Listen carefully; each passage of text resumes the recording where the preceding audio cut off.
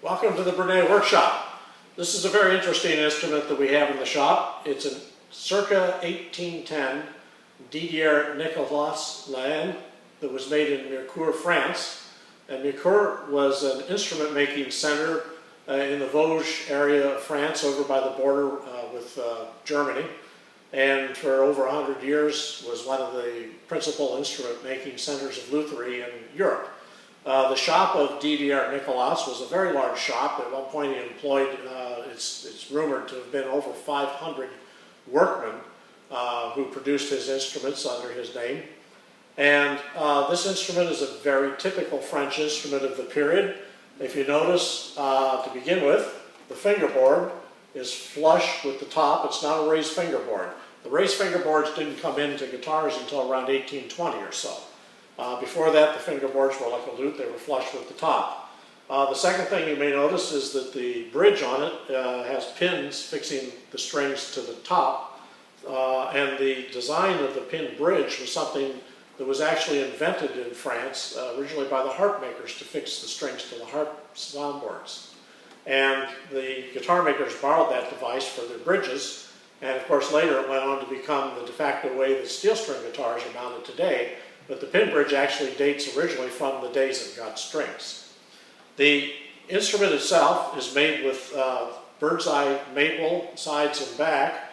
The sides on this are solid.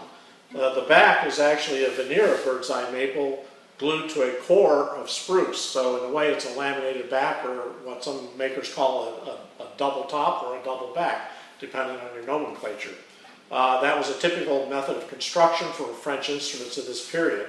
And one of the problems of doing that is the maple and the spruce expand and contract at different rates with changes of humidity.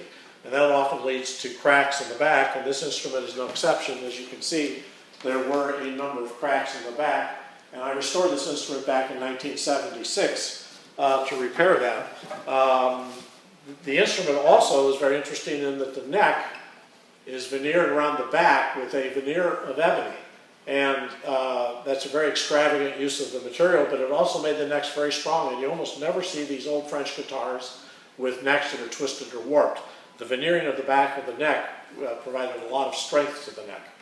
The soundboard, if you notice, is not finished. This is raw wood that was never varnished, and it was typical of the French makers to do it that way. They believed that the varnish inhibited the sound, and so they didn't put any varnish on the soundboards. The rosette, and I'll get up close so you can kind of see that. The rosette is made of separate pieces of pearl which have been cut and ground and then very delicately engraved to produce this floral pattern. And on the surface of the pearl, they've engraved designs into that which they've colored with green and red wax that gives it a completely three-dimensional effect. This kind of work was very complex work that was always done by specialists in Mirecourt who spent their whole lives just doing this type of work for the various shops there. So you can't usually identify a maker by this type of work because it was always done by the specialists. I'm going to play a few notes on this instrument so you can hear how the sound is. And one thing people ask me all the time, they say, Richard, how long can a guitar last? And of course the rumor on the street that guitars only last blank, fill in the years, and then they go dead. And I think that's a complete false concept. Guitars, like any fine musical instrument, can last as long as you can take care of them.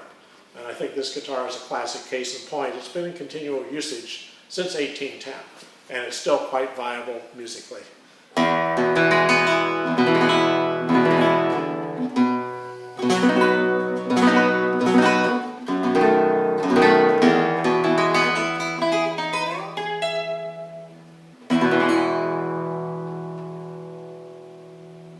Thank you for listening.